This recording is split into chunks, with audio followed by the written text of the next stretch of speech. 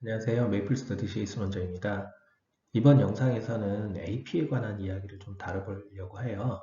지난 시간에 제가 지난 영상에서 이제 IB에 관한 이야기들을 좀 다뤘더니 이제 그 부분에 대한 그 어떤 질문도 있었고요. 그 다음에 이제 AP랑 비교해서 어떤지에 대한 궁금해 하시는 분들이 좀 여러 분 계셨어요. 그래서 사실 뭐 진짜 질문이 많았던 건 AP 학교를 가야 되나요? IB 학교를 가야 되나요? 이런 질문이 제일 많았었는데 그런 부분을 제가 결정해 드릴 수 있는 부분은 아닌 것 같고요. 일단은 IB에 대한 이해가 좀 되셨으면 AP는 어떤 거다라는 이해를 하시면 조금 선택하시는 데 도움이 되지 않을까 그래서 지금 AP 코스에 관한 이야기를 조금 전반적으로 설명을 좀 드리려고 합니다.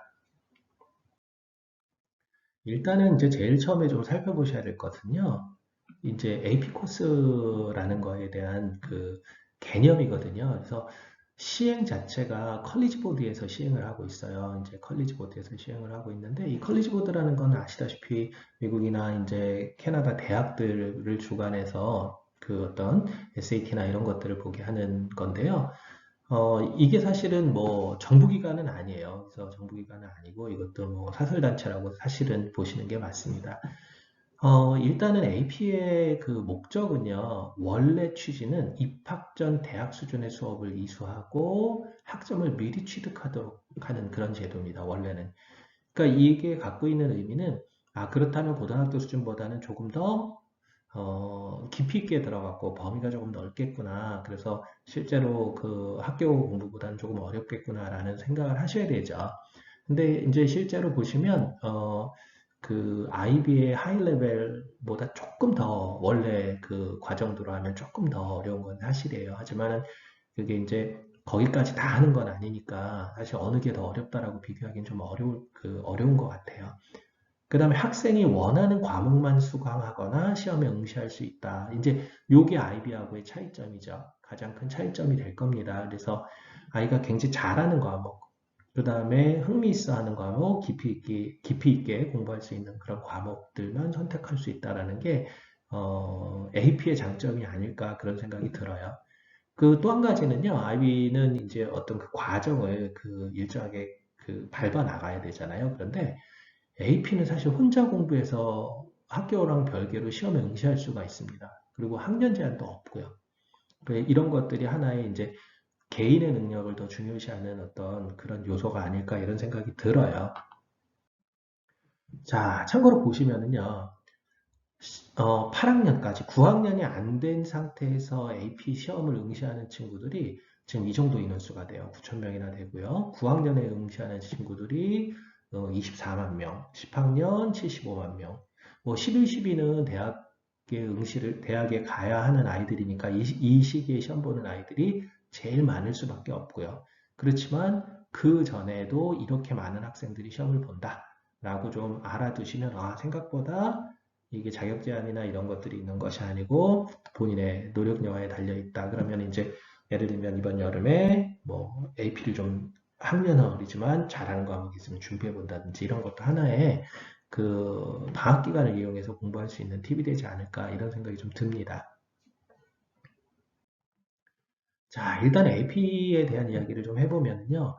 AP는 과목이 그 컬리지 보드에 나와 있는 것은 38개 프로그램이에요. 7개 영역에. 그래서 아트부터 해서 지금 월드 랭귀지 앤 컬처까지 해서 이렇게 여기 이제 그 영역 안에 있는 과목의 그 숫자를 제가 이렇게 기입을 해 놓은 거거든요.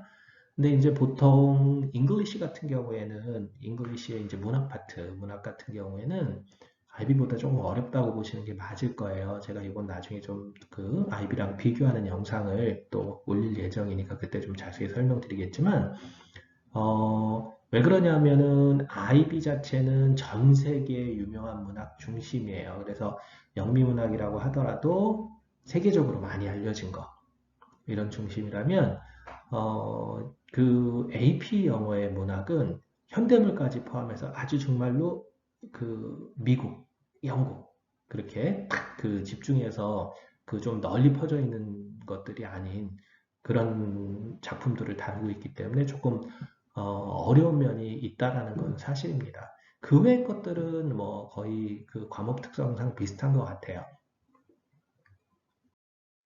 자, 그러면 이제 실제로 궁금한 거를 몇 가지를 조금 체크를 해볼게요. 일단은 컬리지 보드 AP 학교라는 개념이 뭐냐면 컬리지 보드의 학교 코드를 갖고 있어야 돼요. 왜냐하면 컬리지 보드에서 하는 거니까.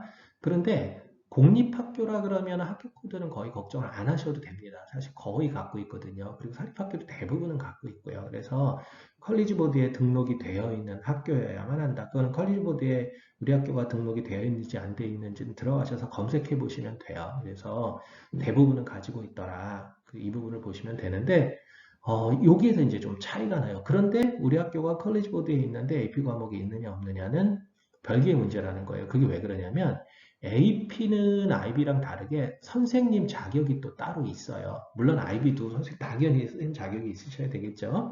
근데 IB라는 것은 그 아주 구체적인 것들을 갖다가 다 일일이 그 제공을 해서 선생님들이 그거에 따라서 그냥 지도하실 수 있게 되어 있는데 AP는 좀 선생님한테 의존하는 바가 커요. 그래서 AP 선생님이 되려면 AP 자체에 그 전공도에 AP를 가르치고자 하는 과목의 학위도 있어야 되고요. 당연히 그 교사로서의 티칭 디그리도 있어야 돼요. 근데 의외로 학위 두 개를 갖고 있는 선생님들이 그렇게 많지 않아요. 그래서 그 AP 선생님이 그 학교에 몇 분이나 계시느냐, 또 어떤 과목에 계시느냐에 따라서 개설할 수 있는 과목 수가 달라지는 거죠.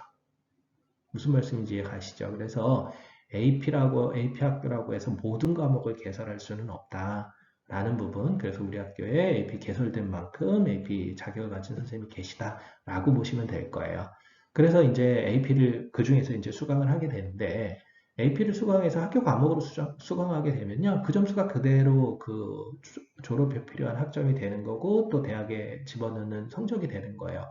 그럼 어려운 걸 했을 때 좀 불리하지 않으냐? 굳이 어려운 거 할 필요가 있느냐라고 생각하시는데 입학원서를 쓸 때요. 과목명을 써요. 과목명을 쓰게 되는데 뭐 이 AP 자체는 그냥 그 자체가 과목명 자체에 AP라고 붙어서 들어가요. 그러니까는 당연히 AP 어려운 과목을 했구나라고 해서 가산점이나 이런 것들이 발생을 하겠죠. 그러니까 AP를 수강할 수 있으면 수강하는 게 좋다라고 저는 권하는 편입니다.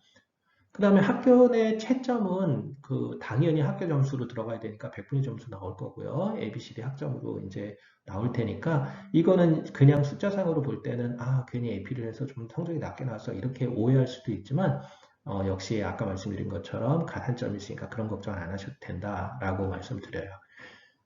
근데 요즘에 좀 주의하셔야 될 것이 뭐가 있냐면요. 프리피 과정이라는 것이 학교들에 있어요. 그런데 이거는 AP가 아닙니다. 그래서 AP를 잘 할 수 있도록 그 미리 선수과정처럼 이렇게 해놓은 건데, 사실 이거는 이제 2018년부터 시작이 됐고요. 그리고 8개 과목밖에는 제공을 하고 있지 않아요. 이제 좀 늘린다고는 하는데, 그러다 보니까 AP를 하기 위한 AP 도우미 과정이지, 이게 절대 AP 과정이 아니다라는 것들 인지를 하셔야 돼요. 그래서 우리 아이가 프리-AP를 했어요.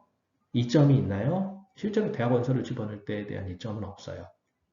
공부를 쫓아가는데 어떤 그런 과정에 도움을 주는 건 있지만 그것은 AP 과정이 아니다. 그래서 착각하시면 안 된다. 이 부분을 조금 좀 당부의 말씀을 드립니다. 이게 프리-AP가 생기는 바람에 좀 헷갈려 하시는 분들이 계시더라고요.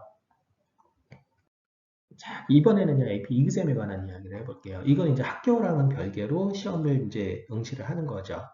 물론 학교 공부도 하고 응시를 하는 케이스들도 있고요. 요게 이제 매년 5월 봅니다. 그래서 과목별로 날짜가 달라서 실제로 응시하려는 친구들은 컬리지 포트에 들어가서 확인을 해봐야 되고요. AP 테스트는 1에서 5등급으로 나눠요. 근데 제가 등급이라는 얘기를 했잖아요. 이게 왜 그러냐면 IB는 1에서 7로 나눠지죠. 근데 얘는 절대평가예요. 점수로 나오는 거고요. AP는 상대평가입니다. 상대평가. 이게 중요한 요소거든요. 그래서 실제로 뭐 몇 점을 맞아야 5등급, 뭐 레벨 5 이게 아니라요.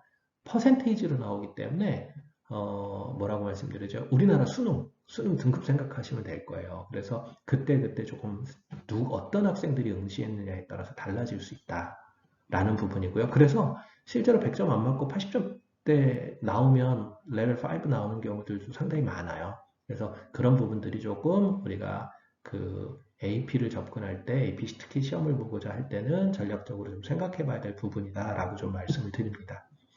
그 다음에 이제 등급이 4나 5가 나오면 대학에서 학점으로 인정을 받거든요. 인정을 해주는데 단지 제가 좀 말씀드리고 싶은 거는 대학마다 좀 다 달라요. 그래서 아주 그냥 뭐 미국의 최상위권 대학들은 조금 인정을 덜 하는 그런 경향이 없지 않아 있더라. 이런 부분들을 조금 생각하시면 되는데 그래도 아직까지는 많은 학교들이 그 학점으로 인정을 해주는 경우들이 있습니다. 아직은 많이 인정을 해준다라고 생각이 됩니다. 자, AP 그럼 수강했을 때 장점이 뭐냐?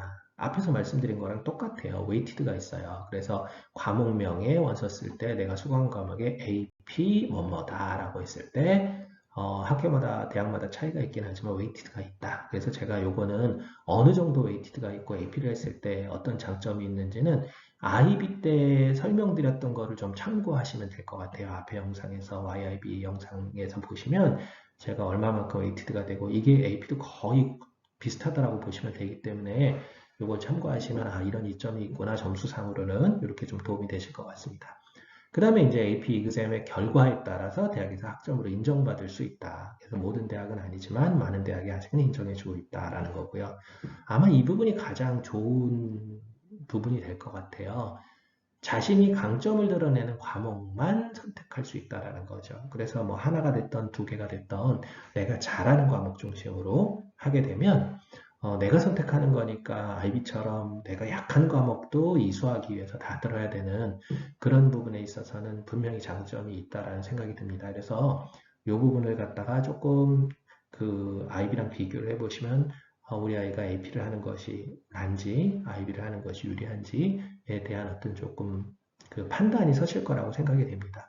사실은요, 제가 그 영상을 하나 더 준비하고 있는데, 구체적으로 IB하고 AP의 어떤 평가 기준에 따라서 떤 성향의 아이들이 그것을 하는 게 좋은가, 어떤 장단점이 있는가에 대한 것들을 다음 영상에서 좀 준비를 해보려고 해요. 그렇지만 이제 기본적으로 개념이 있으셔야 되기 때문에 그걸 이해하실 수 있을 것 같아서 제가 이 영상을 만들었으니까 이 영상에 대한 그 일반적인 내용들, 그 AP에 관한 일반적인 내용들을 좀 잘 이해하시는 것이 중요할 거라는 생각이 듭니다.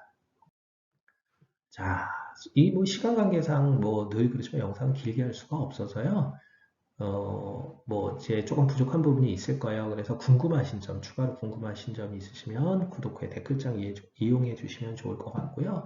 그다음에 개인 상담 신청 우리 아이에게 맞는 그 좀 개별 상담이 필요하다라고 하시면 지금 아래 보시는 거 저희 이제 메이플 스터디 홈페이지를 이용하셔도 되고요. 또 제 개인 메일로 신청을 해 주셔도 됩니다. 자, 이번 영상이 좀 도움이 되셨기를 바라고요. 그 다음 영상에서 또 도움되는 내용으로 찾아뵐 수 있도록 하겠습니다. 봐주셔서 감사합니다.